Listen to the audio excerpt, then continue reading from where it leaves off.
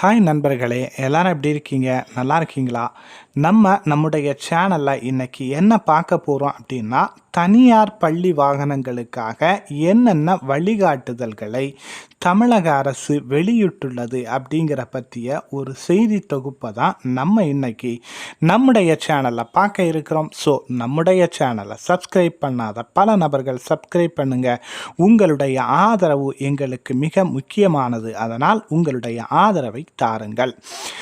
தமிழக அரசு தனியார் பள்ளிகளுக்கான வாகன பயன்பாட்டின் வழிகாட்டுதல்களையும் பல்வேறு நெறிமுறைகளையும் ஒவ்வொரு ஆண்டும் வெளியிட்டு வருகிறது. பல்வேறு ஆண்டுகளில் ஒவ்வொரு வழிகாட்டு நெறிமுறைகளை கூடுதலாக எக்ஸ்ட்ரா ஒரு அம்சங்களை சேர்த்து வெளியிடக்கூடியது தமிழக அரசுடைய நடைமுறையாக இருக்கிறது. அதே போன்று பல்வேறு இடங்களில் இந்த வாகனங்கள் பற்றிய புகார்கள் தமிழக அரசிற்கு அதிகமாக வந்து கொண்டிருக்கிறது. குறிப்பாக தனியார் வாகனங்கள் பிள்ளைகளை ஒழுங்காக பராமரிப்பதில்லை, பிள்ளைகளுடைய அந்த பாதுகாப்பு அம்சங்களில் குறைபாடு இருப்பதாகவும் இந்த தனியார் வாகனங்களை பற்றி பல்வேறு புகார்கள் அரசுக்கு தினந்தோறும் வந்து கொண்டே இருக்கிறது. இந்த அடிப்படையில் இந்த தனியார் வாகனங்களுடைய சட்டங்களை, தனியார் வாகனங்களை ஒழுங்குபடுத்த வேண்டும், தனியார் பள்ளி வாகனங்களை ஒழுங்குபடுத்த வேண்டும் அப்படின்னு சொல்லிட்டு இப்போதைக்கு பல வழிகாட்டு நெறிமுறைகளை நம்முடைய தமிழக அரசு வழங்கியுள்ளது. அதில் முக்கியமான அம்சம் என்ன அப்படின்னா, தமிழக அரசு ஒவ்வொரு கல்வியாண்டின் தொடக்கத்திலும் தனியார் பள்ளிகள் பயன்படுத்தும் போக்குவரத்து வாகனங்கள் முறையாக சோதனை இடப்பட வேண்டும், அவற்றை ஆய்விற்கு உட்படுத்தப்பட்டு முறையான அனுமதியை பெற வேண்டும் அப்படின்னு சொல்லிட்டு அனௌன்ஸ் பண்ணியிருக்காங்க. அதுபோக ஆண்டுதோறும் முறையான நெறிமுறைகளை, அரசால் விதிவிக்கப்படும் முறையான நெறிமுறைகளை பின்பற்ற வேண்டும் அப்படின்னு சொல்லிட்டும் அறிவுறுத்தியிருக்காங்க. இது போக அனைத்து தனியார் பள்ளி வாகனங்களிலும் ஜிபிஎஸ் மற்றும் சிசிடிவி கேமரா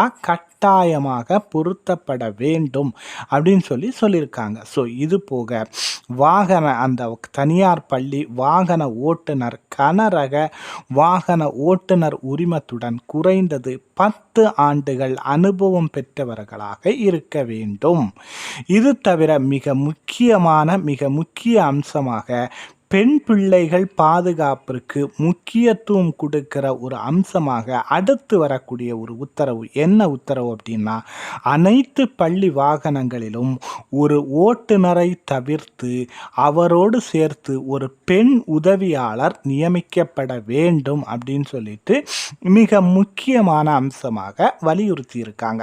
ஸோ இது போக பள்ளி வாகனத்தில் வேக கட்டுப்பாட்டு கருவிகள் பொருத்தப்பட்டிருக்க வேண்டும் என்றும் தெரிவிக்கப்பட்டுள்ளார்கள். ஸோ இந்த தனியார் பள்ளி வாகனங்கள் ஓடும்போது நாம் மேற்சொன்ன இந்த அம்சங்கள் முறையாக கடைபிடிக்கப்படுகிறதா, இந்த அம்சங்களுக்கு உட்பட்டுத்தான் இந்த வாகனங்கள் இயக்கப்படுகிறதா அப்படிங்கிறத கண்காணிக்க வேண்டியது ஒவ்வொரு பெற்றோருடைய கடமை, ஒவ்வொரு சமூக ஆர்வலர்களுடைய கடமை. அவர்களுக்கு இந்த செய்தியை கொண்டு போய் சேர்க்க வேண்டும் அப்படிங்கிற எண்ணத்தில் தான் நாம் இவ்வளவு செய்திகளை இவ்வளவு ரிஸ்க் எடுத்து நாம் சொல்கிறோம். ஸோ இதை நீங்கள் உங்களுடைய பகுதிகள் இருக்கக்கூடிய தனியார் வாகனங்கள் இவை முறையாக பின்பற்றப்படுகிறதா அப்படிங்கிறத நீங்கள் முறையாக கண்காணித்து வாருங்க.